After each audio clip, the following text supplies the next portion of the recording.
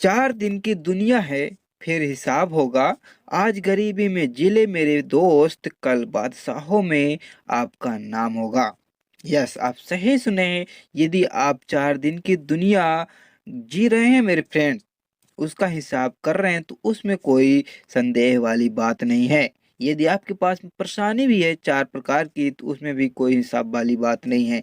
लेकिन यदि आप इनको झेल लिए, इन परेशानियों को, इन 4 दिनों को झेल लिए, आपको ज़रूर से ज़रूर आपको सफलता, आप बादशाहों में एक हो जाएँगे। आप समझ रहे हैं हम क्या कहना चाहते हैं? चलिए, आपका दिन शुभ हो। हम लोग इसी मोटिवेट बात से आपके आगे की ओर बढ़ते हैं।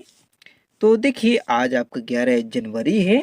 11 जनवरी के हम लोग पहले क्वेश्चन की ओर बढ़ते हैं और हम बता दें, यदि आप हमारे चैनल पर नए हैं, चैनल को सब्सक्राइब जरूर कर लीजिए। और हम बता दें, आपकी ये जो क्वेश्चन है UPPSC, MPPSC, PSC, SSC, banking, railway, police officer जैसे सभी एग्जामों के लिए इम्पोर्टेंट क्वेश्चन है। आप जरूर जरूर इनको नोट कर लीजिएगा। और देखिए, रिवीजन हम इसलिए बोलते हैं क्योंकि देखिए, जो भी कोई, यदि आप पढ़ रहे हैं कुछ भी या कोई तैयारी कर रहे हैं पोस्ट की, यदि आप रिवीजन नहीं कर रहे हैं या कोई टाइम टेबल नहीं बनाए हैं रिवीजन का, तो आपका पढ़ने का कोई तात्पर्य नहीं होता। इसलिए आपको हर दिन यही कहते हैं कि जैसे करंट अफेयर्स होते हैं उनको 3 बार रिवीजन करिए। और जो आप किसी भी लक्ष्य की तैयारी कर रहे हैं, किसी भी मार्ग के या किसी भी पोस्ट की, तो आप भी उसका टाइम टेबल बना लीजिए। हमको ये पढ़ना है और रिवीजन करना है। तो चलिए, आप समझ गए, हम लोग पहले क्वेश्चन की ओर बढ़ते हैं। और हम बता दें, यदि अभी भी हमारे चैनल को सब्सक्राइब नहीं किए, जरूर से जरूर कर लीजिए। तो पहला क्वेश्चन आपका, असम के माध्यम से किस राज्य को त्रिपुरा से जोड़ने वाली पहली जन शताब्दी एक्सप्रेस ट्रेन हाल ही में शुरू हुई थी? तो आपके मणिपुर से ये शुरू हुई थी हाल ही में। असम के माध्यम से आपके मणिपुर राज्य को त्रिपुरा से जोड़ने वाली पहली जन शताब्दी एक्सप्रेस आपका ट्रेन ये हाल ही में शुरू हुई है। देखिए, ये क्वेश्चन सभी इंपॉर्टेंट होते हैं आपके एग्जाम के लिए। आप इनको जरूर जरूर नोट कर लीजिएगा। हम लोग देखते हैं इनसे इम्पोर्टेंट पॉइंट। तो आपके मणिपुर राज्य को असम के रास्ते त्रिपुरा से जोड़ने वाली पहली जन शताब्दी एक्सप्रेस ट्रेन हाल ही में ये शुरू हुई थी। और रेल संचार, इलेक्ट्रॉनिक्स और सूचना प्रौद्योगिकी मंत्री अश्विनी वैष्णव ने हाल ही में ट्रेन को हरी झंडी भी दिखाई है। और देखिए, ट्रेन की जो यात्रा है, यात्रा के समय को आधा कर देगी, क्योंकि ये 300 किलोमीटर की दूरी तय करने में लगभग 12 घंटे के समय के बजाय लगभग 6 घंटे लेंगे। चलिए, नेक्स्ट क्वेश्चन को ध्यान देते हैं। आपके सेकंड नंबर क्वेश्चन क्या है कि हाल ही में किस शहर में नॉर्थ ईस्ट फेस्टिवल के 9वें संस्करण का उद्घाटन किया गया है? इंपॉर्टेंट क्वेश्चन है। इसमें पूछ रहा है कि किस शहर में। तो आपके गुवाहाटी शहर में नॉर्थ ईस्ट फेस्टिवल के आपके 9वें संस्करण की उद्घाटन किए हैं। चलिए, हम लोग देखते हैं कौन किए हैं। तो आपके असम के राज्यपाल जगदीश मुखी जी ने ये हाल ही में आपके गुवाहाटी में आयोजित एक कार्यक्रम में नॉर्थ ईस्ट फेस्टिवल के 9वें संस्करण का ये उद्घाटन किए हैं। और त्योहार इस क्षेत्र और देश के सतत विकास में योगदान भी देगा। और फेस्टिवल की पहल में आपके make in north east, startup north east पहल के साथ भी ये हुआ है। चलिए, नेक्स्ट क्वेश्चन की ओर ध्यान देते हैं। आपके थर्ड नंबर क्वेश्चन क्या है? यह भी आपके लिए इम्पोर्टेंट क्वेश्चन है कि हाल ही में किस देश ने बाल विवाह को अवैध बना दिया है? तो आपका फिलीपींस जो देश है, ये हाल में बाल विवाह को अवैध बना दिया है। चलिए, हम लोग इससे और देखते हैं।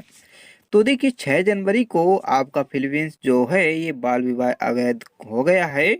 और इस प्रथा पर प्रतिबंध लगाने वाला कानून भी ये लागू कर दिया है। और देखिए, देश में 6 में से एक लड़की 18 साल की उम्र से पहले शादी कर ली थी। इस कारण ये किया गया है। और देखिए, एक हिसाब से बहुत ही अच्छा नहीं है, लेकिन अब क्या कर सके सरकार भी, क्योंकि यहाँ बात हो रही है 6 में से एक लड़के 18 साल की उम्र से पहले ही शादी कर लेती है। और देखिए ब्रिटेन स्थित राइट्स ग्रुप प्लान इंटरनेशनल के अनुसार शक्तिहीन दक्षिण पूर्व एशियाई देश में दुनिया में बाल विवाह की संख्या 12वें स्थान पर सबसे अधिक भी है।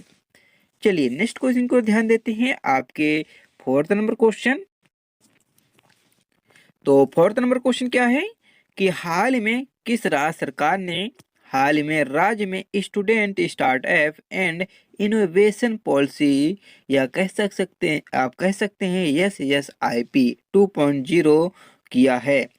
तो आपका गुजरात जो सरकार है ये हाल में स्टूडेंटों के लिए एक student startup and innovation policy 2.0 ये लॉन्च किया है। और हम लोग देखते हैं इनसे इम्पोर्टेंट पॉइंट। तो आपके गुजरात के मुख्यमंत्री भूपेंद्र पटेल और शिक्षा मंत्री आपके जीतू वघानी ने ही हाल में student startup and innovation policy 2.0 की शुरुआत की है। और इस पॉलिसी को अकादमिक संस्थानों के अंतर्राष्ट्रीय सम्मेलन में नवाचार में स्कूली छात्रों को आर्थिक रूप में समर्थन देने के लिए ये लॉन्च किया गया है। और बात किसकी होती है, गुजरात की। तो देखिए गुजरात की जो राजधानी है आपकी गांधीनगर है, और मुख्यमंत्री विजय रूपाणी जी हैं, और आपके राज्यपाल भूपेंद्र पटेल जी, और जिले जो हैं आपके 33 जिले हैं। चलिए नेक्स्ट क्वेश्चन की ओर ध्यान देते हैं, आपके 5 नंबर क्वेश्चन क्या है कि बिजली तथा नवीनीकरण ऊर्जा मंत्री का नाम बताइए जिन्होंने ये हाल में ऑटोमेटिक जनरेशन कंट्रोल लॉन्च किए हैं। तो आपके राजकुमार सिंह जी ने किए हैं, जो कि बिजली एवं आपके नवीनीकरण ऊर्जा मंत्री हैं, जिसको आपको बहुत ही जरूरी है जानना। और देखिए आपके राजकुमार जो है ऊर्जा मंत्री, ये हाल में आपके ऑटोमेटिक जनरेशन कंट्रोल लॉन्च किए हैं।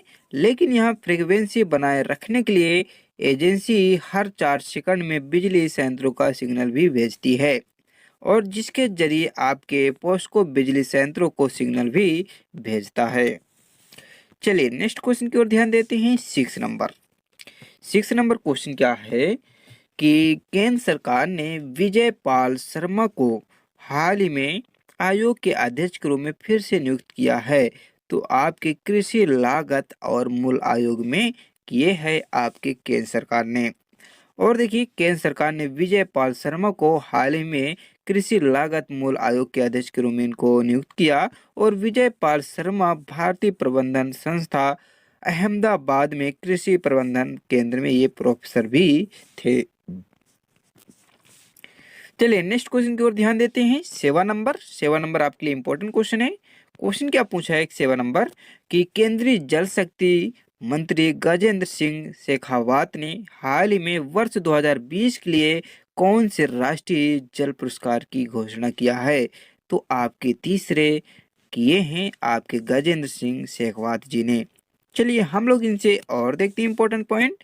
तो आपके केंद्रीय जल शक्ति मंत्री गजेंद्र सिंह शेखावत ने ये हाल में वर्ष 2020 के लिए तीसरे राष्ट्रीय जल पुरस्कार की घोषणा की है। और इस तीसरे राष्ट्रीय पुरस्कार में उत्तर प्रदेश को जल संरक्षण प्रयासों में सर्वश्रेष्ठ राज्य के रूप में चुना भी गया है। और उसके बाद देखिए राजस्थान, तमिलनाडु को स्थान दिया गया है।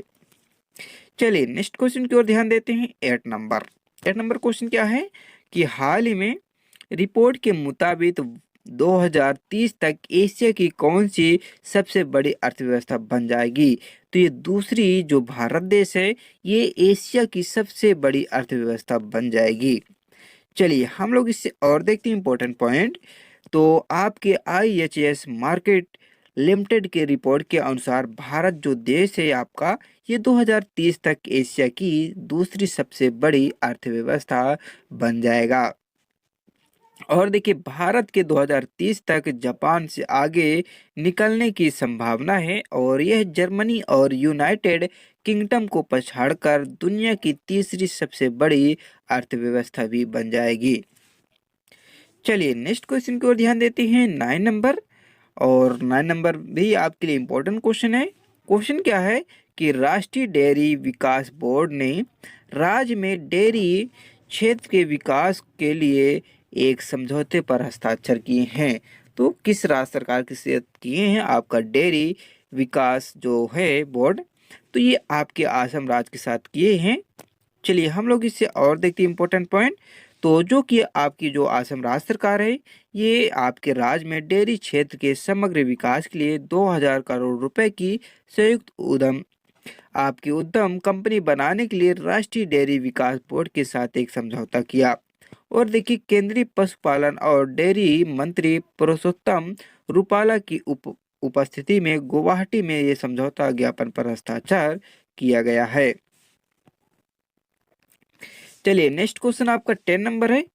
हमें माफ करना क्योंकि हम टेलीग्राम में एक आपके जो इम्पोर्टेंट दिवस है उसको नहीं करा पाए हैं, और उसको हम बहुत जल्द ही करा देंगे, हम सेंड कर देंगे टेलीग्राम में। आप जाइए ज्वाइन ले लीजिए क्योंकि वो आपको वहाँ पीडीएफ भी मिल सकती है। और यदि आप पीडीएफ चाहिए तो डिस्क्रिप्शन बॉक्स में लिंक है, डाउनलोड कर लीजिएगा। क्वेश्चन क्या है 10 नंबर कि हाल में प्रवासी भारतीय दिवस कब मनाया जाता है? तो ये आपके 9 जनवरी को मनाया गया है और मनाया भी जाता है। चलिए हम लोग इससे और देखते हैं इम्पोर्टेंट पॉइंट। तो आपके ये भारत के विकास में प्रवासी भारतीय समुदाय के योगदान को चिन्हित करने के लिए मनाया जाता है। और आपका प्रवासी भारतीय दिवस हर साल 9 जनवरी को दुनिया भर में प्रवासी भारतीय द्वारा ये मनाया जाता है। और देखिए ये 1915 में दक्षिण अफ्रीका में महात्मा गांधी की वापसी को चिन्हित करने के लिए भी मनाया जाता है। तो देखिए आज के हमारे 10 इंपॉर्टेंट क्वेश्चन कंप्लीट होते हैं। यदि आपको चाहिए ऐसी पीडीएफ तो हमारे डिस्क्रिप्शन बॉक्स में लिंक है, जाइए डाउनलोड कर लीजिएगा। यदि डाउनलोड भी नहीं हो तो टेलीग्राम की लिंक है, टेलीग्राम में ज्वाइन लेकर आप आसानी के साथ पीडीएफ को प्राप्त कर सकते हैं। तो चलिए नेक्स्ट दिन मिलते हैं। जो भी कोई सुझाव, जो भी कोई परेशानी, कमेंट करके ज़रूर बता सकते हैं, हम आपका सहयोग जरूर करेंगे। नेक्स्ट दिन मिलते हैं। अपने स्वास्थ्य का रखिए ध्यान। जय हिंद, जय भारत।